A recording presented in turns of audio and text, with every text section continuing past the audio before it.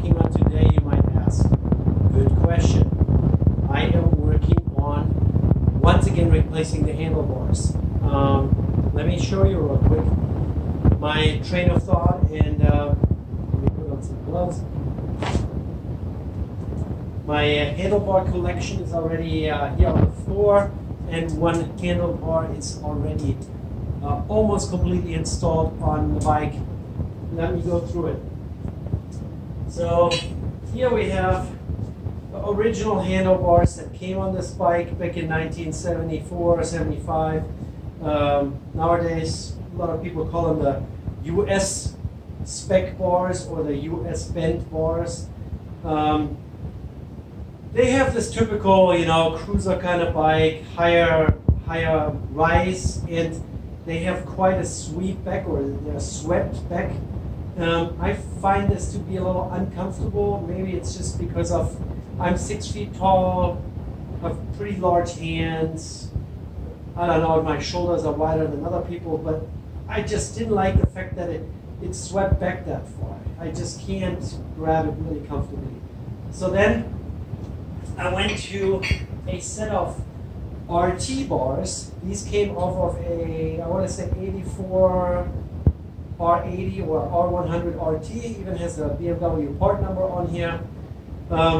These are even taller than the US spec bars. As you can see, they're a little taller, but they have a less sweep back. So they have more rise, but less sweep back. And for a while, for let's say half a year, I was actually pretty comfortable with those. You can still manipulate them a little bit, tilt them forward or back, make it so you like it. The only complaint that I had about these is you're sitting really upright. And when you're going 50, 60, 70, 80 miles an hour, oh guys, gotta pause, got a visitor. I'll be right back.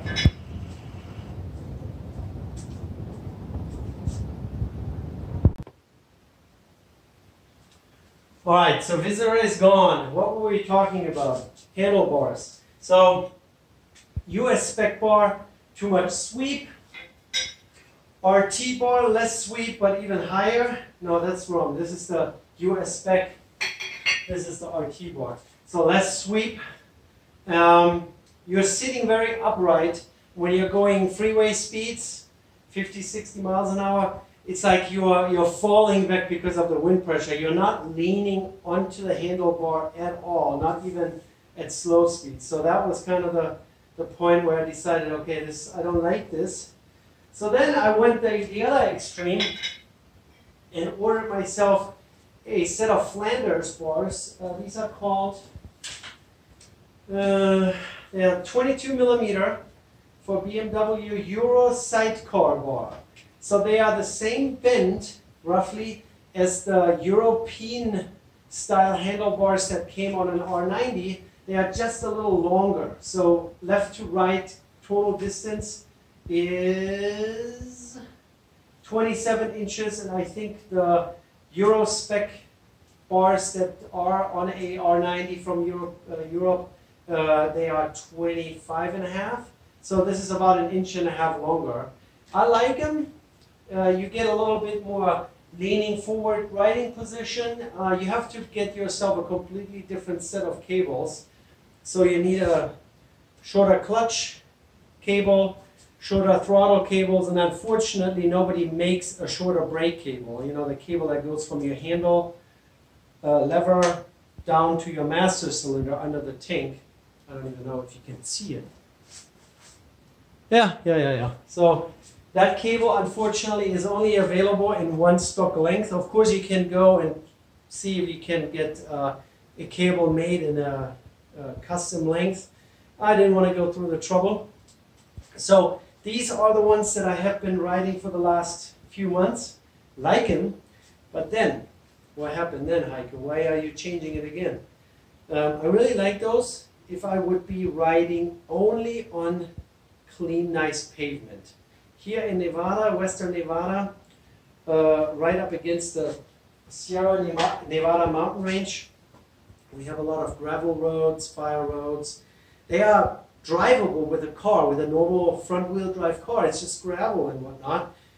You know, back in the 1970s, before the dual sports and the adventure bikes showed up, these bikes, they would be taken down normal gravel roads and not off-road. I'm not taking this off-road. I'm just taking it on non-improved surfaces. So, you know, little rutted out fire roads and that kind of stuff. I have a set of tires on here that are also not dirt bike tires, but just a classic design from the 70s. IRC GS11, if you want to look that up. IRC GS11 is a really decent tire. I like it a lot. They come in the standard size for this bike, 3.25 by 19 and 4 by 18 in the rear. And apparently they give you enough grip that you can even make it through some gravel. The downside of having a low forward lean handlebar is that it makes it a little more squirrely and you don't have as much authority over your front end as if you would have a taller handlebar. So then I was almost going back to my RT bars that I already owned because they were really comfortable in any kind of situation. They're really high, so you can almost stand as if you're riding a dual sport or dirt bike, stand on your pecs while holding onto your handlebars. This is really actually kind of funny. You can stand very comfortably, almost upright, while you're holding your handlebars with those. But then I saw that someone had posted these here. These are made by Tommaselli, Italian manufacturer. These are the bend of an R80 GS. So I'm assuming the earliest R80 GS that came out had this type of bar on it. The guy posted it as used, but almost brand new, no damage, whatever. It got to me, it was black, powder coated, and on here and here, on both sides, the powder coating was completely rubbed off. So then I was actually planning on repowder coating or painting them. So I put some paint stripper on there, stripped the paint down, and then I realized, man, this is stainless steel. So this is stainless steel, and they are soldered here on the side, not soldered, braced connection. And after cleaning it all up and polishing it over a little bit with, where's my favorite polish? Mother's Mag and Aluminum, which is, it says, exclusive for automotive metals. Yeah, made it relatively clean and nice. You can see the brazing connection here. All the powder coating came off with my paint stripper. By the way, if you want to know, that's the paint stripper that I use. It needed a couple rounds. This is not the super toxic stuff anymore that they used to have 20 years ago. So this, you know, you might have to apply it once or twice or thrice, but it works. So cleaned it all up, no powder coating on it anymore, bare stainless steel, not high polished. I kind of like the look, and you can see the brass from the brazing here, or bronze or whatever it is. Now I'm putting the longer cables back on. So as I already mentioned, for the shorter handlebars, the lower handlebars, you gotta get yourself a set of shorter cables. So now I pretty much have two sets of, here's a set of short throttle cables, and I already put the longer ones back on here. Now I'm in the process of getting the shorter clutch cable. No, correction, the longer clutch cable. The shorter one is still attached here at the bottom. I haven't pulled it out yet. There's one thing, like a little tech tip. When you do those kind of things, like I do, changing your handlebars every 5 months, every time I grab those, even if they are out of the package brand new from BMW or EME or Boxer 2 valve or wherever I order those, I always lube them. I use my little cable lubrication tool. Yeah, let me get a little closer, okay? So here's the end of a clutch cable, if my camera focuses on my hand, potentially. You take this little lubrication tool. As you can see, this here is still the sheath. Some of the BMW cables, they actually have a Teflon liner on the inside. This is the Teflon liner. So you want to stick this in here, get a piece of the metal, and then crank those two knurled knobs down all the way, almost as hard as you can. And then you can see that on one side, rubber crimps down on the metal, and on the other side, it's tight around the cable. And then you take your favorite lubrication. Any good spray oil will do. I wouldn't recommend using penetration oil. More like, you know, WD-40 is not necessarily a lubricant. It's more a water dispersant and a rust inhibitor than anything. It's not really lubricating. What I use is this Ballistol multi-purpose. This is actually a German product invented in 1890 for the last German emperor. The last German emperor said he wants a leather, wound, and weapon oil. This is based on a non-toxic oil base. You could literally ingest this and no harm would come to you. This is good for your shoes. You can put it on your firearms. It has some essential oil stuff, some pine needle extract in it. I don't know exactly, it doesn't tell on here. The German webpage has a lot of customer stories.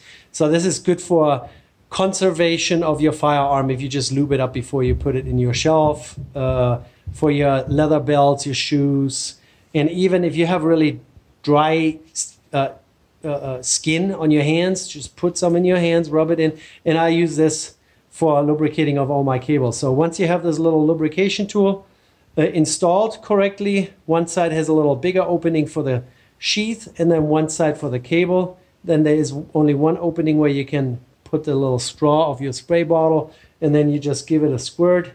Then it shouldn't come out at the top. As you can see, there's only a little bit blow by, and then the whole pressure goes down the sheath and it pushes the old dirty, gunky, nasty oil out the bottom. And if you do that every time you change your handlebars like Heiko does, you will have cables that will last you for decades. So you will not have any problems. Yeah, so that's pretty much that. Now we talked about the handlebars, the longer and the shorter cables. Like I said, unfortunately, they don't make a short brake cable. And my favorite German-made lubrication. And then there was something else that I wanted to bring up in this little show and tell. Oh yeah, on BMW motorcycles, it is a little more fiddly to take the tank off because they kind of slide in here in the front and are held down with a couple of nuts. And then you have two fuel lines that you have to disconnect.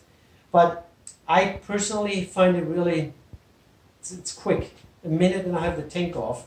Disconnect the fuel lines, undo the two knobs. Then you first have, at least on the R90/6, with this particular tank, I first have to lift out the front and then lift off the rear. No big deal. Every time I have to do anything kind of wiring, I'm not going to even fiddle around with the tank being in the way. I just take it off. And every time I take the tank off, I can take a look at my master cylinder. You know, it's kind of a strange design. Not really many motorcycle manufacturers actually did this. A lot of the ones that went from cable activated front brake to a disc brake, they waited until a handlebar mounted master cylinder was available. I guess BMW, I don't know if this was really meant to be this way. Maybe they wanted to keep the clean look or the vintage design, or I don't know exactly why they put it under the tank. But when this thing starts leaking, it's going to eat up your powder coating and your paint and everything down here, and it's just not great. But if you take your tank off occasionally, check everything, make sure you adjust your brake cable, because you still have a cable activated master cylinder. Originally those bikes came with an adjustment tool for the master cylinder. Nowadays you have to go to Rubber Chicken Racing Garage. Tom Cutter, he kind of makes those laser cut. It's an adjustment shim for the master cylinder. Every BMW motorcycle manual that you can buy will talk about this tool, so I really don't have to explain how to do this. But the more often you take your tank off during normal maintenance, even if you just look at your coils or your connections or clean under the tank, look at your master cylinder, take this little rubber boot off, make sure that your brakes are still adjusted correctly. The more often you do that, the less problems you're going to have with the system. And I'm actually really happy with this. This was rebuilt by Apple Hydraulics. They re-sleeved my master cylinder. Now it has a brass sleeve. This will not have any corrosion issues anymore. It was ported for a second brake line that allowed me to do dual front brake. And I love it. I love it. It just works fine. Brake performance is just dandy. I really don't need any more, you know. And now we're going to slap on this longer clutch cable. I bet the one that I have on here would be long enough. I put the shorter handlebars on just a few months ago. What I also learned in this process, that in the middle of the mounting bracket that holds your instrument cluster on is a big hole. One big drilled hole. And apparently, I'll show you. Ooh, are you getting sick? See that? Now there's a grommet in there. That grommet was missing. And apparently, that's where the clutch cable is supposed to go. I'm not super worried about it. You know, if you feel like you want to route your clutch cable somewhere else, that's fine too. But I read in multiple places that this big hole in the middle with a grommet is supposed to be for your clutch cable. You know, it's kind of on the left side here next to the steering head. You're a little limited on what you can run on the left side because of the steering head lock. That's kind of sticking out. So most cable all have to go to the right side. So you have your speedometer cable going all the way back here. You have your two throttle cables coming down from the throttle. You have your rather thick brake cable, and you have your tachometer cable. All of them are on this side. So I guess then they figured, let's put the clutch there in the middle. That shoots right out here and then goes down underneath your right side cylinder. Yeah, I'm rambling now, so I better stop. I just wanted to tell you, if you take those cables fresh out of the bag, put the lubrication tool on, and put some Ballistol German Emperor oil on there. It's actually called Ballistol multi-purpose oil. Lots of gun enthusiasts have that sit in their garage. It's really not that special. You can buy it on Amazon. It's actually produced in the US of A. The original company, which is Ballistol, is a registered trademark of FW Cleaver GmbH Germany, and they have a manufacturing plant in Kitty Hawk, North Carolina. That's where this is made. They are not a sponsor, by the way. By the way, Ballistol, if you see me, I like your products. Yeah, longer clutch cable, and then I already have the GS style handlebar on my R90/6. Call me crazy. By the way, I'm going to put my bar end mirrors back on here. I really like my bar end mirrors. Yeah, since I'm rambling anyways, let's ramble on. These are $35 off of Amazon. The mirror housing is stainless. All the hardware is stainless.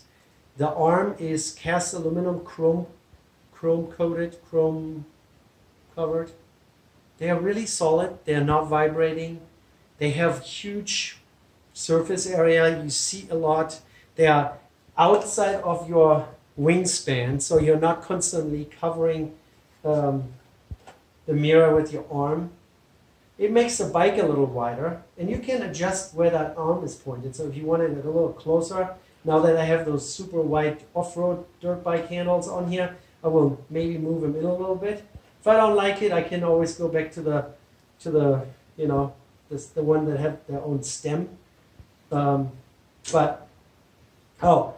Don't forget to put some grease between the handlebar and your throttle sleeve, yeah? All nicely lubed up. This is like $1 million throttle here. Closes really fast. I love it. Freshly lubed cables, freshly lubricated throttle sleeve. The mechanism in here all greased up. It's lovely.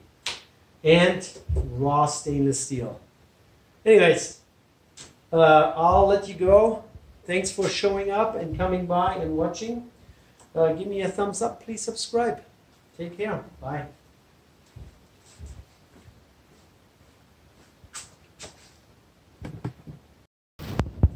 Did I completely forget the main reason why I just made this video? I was going to talk about the different versions of phone mounts that you can use. Here's number one. I've had this bike since last year in the summer. The first one that I wanted was this Ram X grip mount that, you know, it kind of swivels on a ball here. It has a pretty massive clamp type style that grabs your handlebar, and then it has this rubber piece that's like a spider that holds your phone on. So you move this X grip, put your phone in, and then put the rubber over the edges of your phone to hold it in. This works pretty well, and even going down a rough gravel road, the phone doesn't fall off. The only downside that I see is it's pretty bulky. The clamp is really large and takes up a lot of real estate on your handlebar, and now that I just changed over another handlebar, I don't know how to mount this yet. And what I also didn't like is constantly having to do two things. You put your phone into this X spider and then put this rubber strap over it. I mean, it makes it extra secure, but I just didn't like it. Let me take off my greasy gloves and I'll show you what I got for my birthday. Yesterday was my birthday. It's called the Quad Lock Motorcycle Handlebar Mount. Picture. Comes in a nice little box. Comes with tool. Comes with a couple rings. So I guess the mount by itself mounts to a 25mm handlebar. That translates to probably 1 inch. And there is 28, which is probably 1 1/8 inch, and 22mm or 7/8, which we will need. So they give you 2 adapters in the original size, so they cover 3 different sizes of handlebar. So 28 is probably the most common among those fat bars that dirt bikes use nowadays. And then it has a little arm, and the arm can be moved in any kind of which way you want it. It's with a Allen key, a socket head or whatever they call it, and it has kind of a ratcheting, a tooth indexed mount. So you mount it on your handlebar. The clamp is much smaller than this thing, as you can see.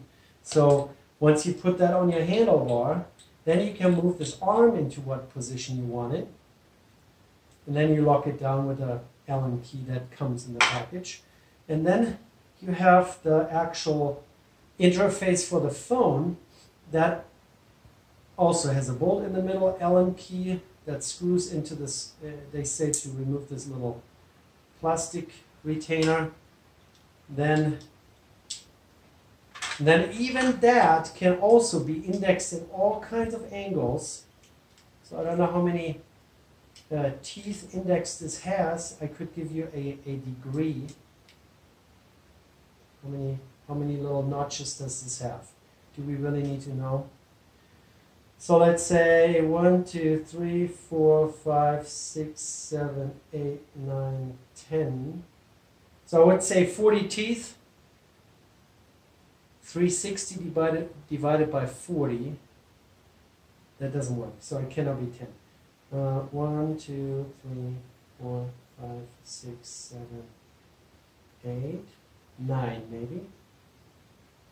Yeah, 9, 18, 36.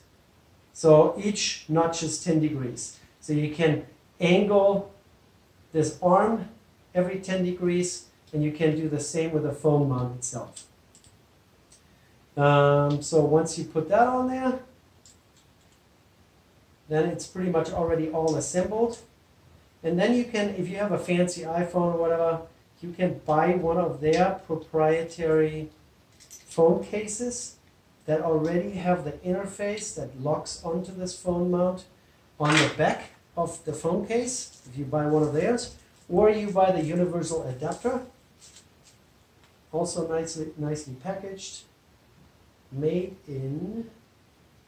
designed in Melbourne, Australia, made in China, of course. Yeah, that's what it is these days. There's probably an instruction manual in here that tells you, okay, you have to wipe this down with rubbing alcohol. Even has a little alcohol prep wipe in the package. And then if I could get this out of here,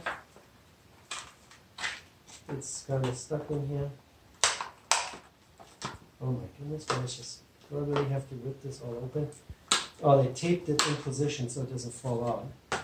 This has 3M adhesive, and you slap that on the back of your phone case.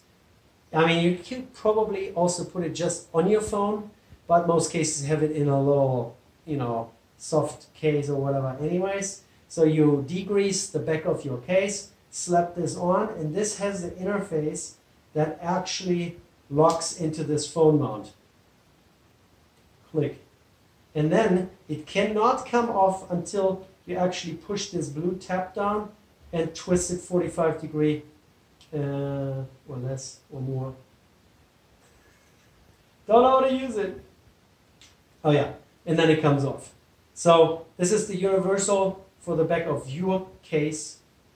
If you have an auto box or something like this, and you maybe have a phone like I do that they don't support with their cases. And this is much slimmer, much smaller. I bet I can even squeeze it down in here somewhere. There.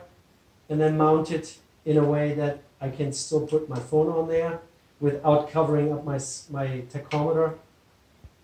I would fiddle around with this and then maybe take a picture at the end and make it part of this video. So I just wanted to show you those different options. For a long time, these RAM mounts, RAM makes a lot of products. They make a lot of mounting hardware for all kinds of different GPS. They make mounts for mirrors that you can mount, all kinds of RAM mounts for your GoPro, for your cameras, all kinds of stuff. RAM mount is a big company. There's a lot of counterfeit stuff on the market, so you got to make sure you get an authentic RAM mount. I would recommend you go to their webpage and order directly from them, just to make sure you don't get a counterfeit from China. But I really don't like the way my phone gets mounted in here, and it's too bulky, and that's why I found this. This whole contraption together, I want to say 45 or 50 bucks plus the adapter, which was another 15, so around 60 bucks, 65 bucks. Nice, like it, and I will let you know in a future video if I like it, if it held up, if it fell off on a gravel road, and I'll of course, yeah, give you some feedback. All right, guys, that is Quadlock. Not a sponsor either. Quadlock, I might like your product. Don't know yet. All right, you guys take care. Bye.